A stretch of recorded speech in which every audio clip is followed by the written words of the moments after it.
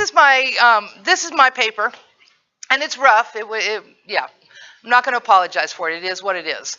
Okay, so we're finding the sentences or phrases. And like I said, you get one of these questions, that's great because it tells you exactly what to look for and what to quote.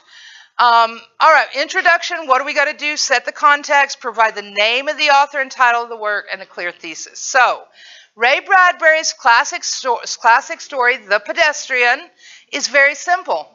Okay, I already got the author title, right? A man goes for a walk and gets taken away to jail, and see, I need to change that. Oh, don't edit it, Kelly. For his suspicious behavior, walking outside. While this story questions how technology can overwhelm us and separate us from one another, it also makes a clear statement about what it means to live life. And so there, I'm not repeating the question, but I'm making sure and using some of that terminology in the question. Though through his use of description, Bradbury creates a picture of the hundreds of people we never see. This living death they exist in is devoid of interaction with one another, the laws we set up to govern ourselves, and the actual nature in the world. So here's my thesis, and this was once I had actually written the body and then the conclusion. Then I came back and decided on it. And like I said, how it works, I'm offering you what works for me. How it works for you, you got to see. Right? I had to find out too.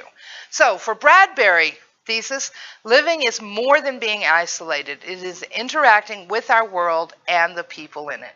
So once I've done all that, I'm saying, look, that's what I think he's saying.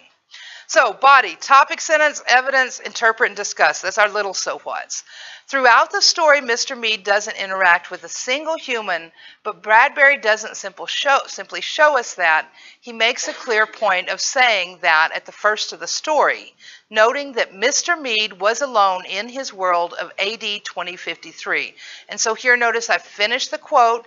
If you're just talking about a fact and you can point to page 1 or page whatever, you still need that because its idea is still someone else's, but you won't have the quote marks. But when you have the quote marks, then you put your parentheses and the period goes after it. Okay, you're keeping it with the sentence.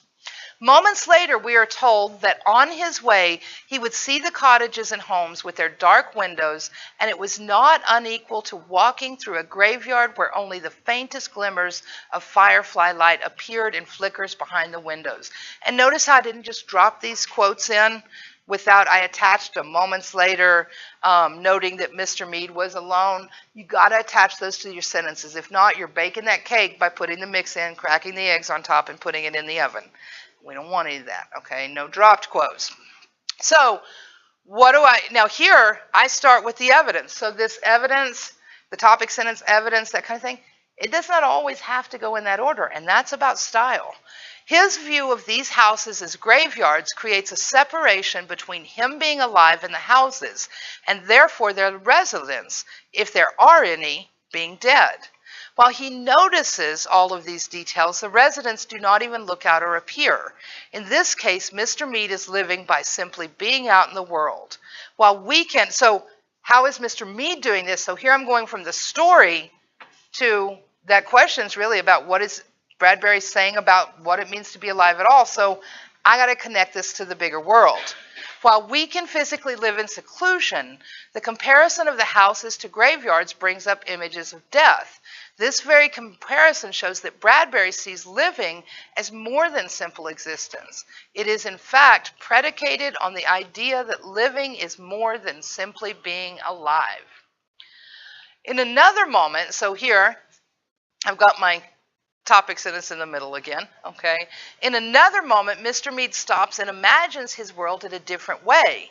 If he closed his eyes and stood very still, frozen, he could imagine himself upon the center of a plain, a wintry, windless Arizona desert with no house in 1,000 miles. And that space isn't supposed to be there. I put the brackets. Remember, I told you I didn't want to do this. I didn't want to follow the rules, but I decided to. This ellipsis shows that there's more to that quote in there, but those brackets show I put that in, not Bradbury. Okay, because in a story like this, there might be some ellipses that the author puts in. So, anyway. All right, without a doubt, Mr. Mead feels ostracized and separate. Here we go. In this case, though, we can see that Mr. Mead is able to imagine the world around him. Yet the narrator notes everything went on in the tomb-like houses right now. And here you can see this isn't a quote, but this is obvious from reading the story, so it is still part of my evidence. So what? Here, Bradbury points toward, as he does in many other places, an idea that living is not simply interacting with other people, but also interacting with the world. Another way Bradbury points toward people in the houses not living is by referring to them as not referring to them as people, just as houses. The moon was high and clear among the stars, and the houses were gray and silent. At this moment, the police car, notice even it has no people, is questioning Mr. Mead's single status. So the car asks him questions, and the houses do not reply. By describing them as silent, and there I've got quotes around the word because I'm using the word as the word, okay? Bradbury implies they, or the people in them, could have noticed something was going on, but they did not. Here they took no part in life, simply sat and did nothing. While we are horrified by the idea of anyone being arrested for simply walking down the street, and having seen similar things happen in the news, we know that people do speak up about the issue. These houses, people, stay silent. In essence, this is one way that Bradbury suggests that living also involves engagement with not only people, but laws, rules, and culture. Okay, then I'm going to wrap it up. Okay, so you can see what I really want you to see is I've got all those ingredients in there. How they work together depends on style, depends on flow, but you want those things in there. Okay, so big picture. In the end, Bradbury is making a statement about the power of technology and its potential to separate us from each other and be addictive. But he is also making a statement about being alive. For Bradbury, it's more than simply existing. It is engagement with our natural world. It is not letting our shells, clothes, houses, cars represent us. Most importantly, it is engaging with the structures we've built that make up society, people's rights, laws, and human interaction. So you can put like a 2 or 3 sentence summary of what you said, but that should not be all of your conclusion, because in the end, your ideas added together are much bigger than that. So overall, what's the big picture? Okay. And then, of course, we've got to have that works cited page. So we're going to have a work cited because we're just citing one work, so agreement. And here, when we look at this, and we'll look at citing again at another time, but we're running out of time here, we'd have Ray Bradbury, the pedestrian, in quotes, shows it's the small thing. Riverside Local Schools shows us the italics, where did this, what web page was this on, and then this was originally published in 1951, and the URL, okay? So what did I do? I did the body, I did the conclusion, and then I did the introduction. That works for me. Sometimes. Sorry, can't tell you it works all the time. You know, and it just depends on what mood you're in, what ideas do you. Sometimes you may already have. No, okay, here's what I want to talk about. Cool, go with that.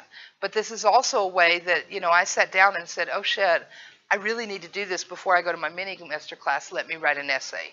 And this was me making myself just sit down and write an essay. Boom, boom, boom, boom, boom. So, are you ready to see what happens on the next slide? Watch the little guy getting chased by the zombie.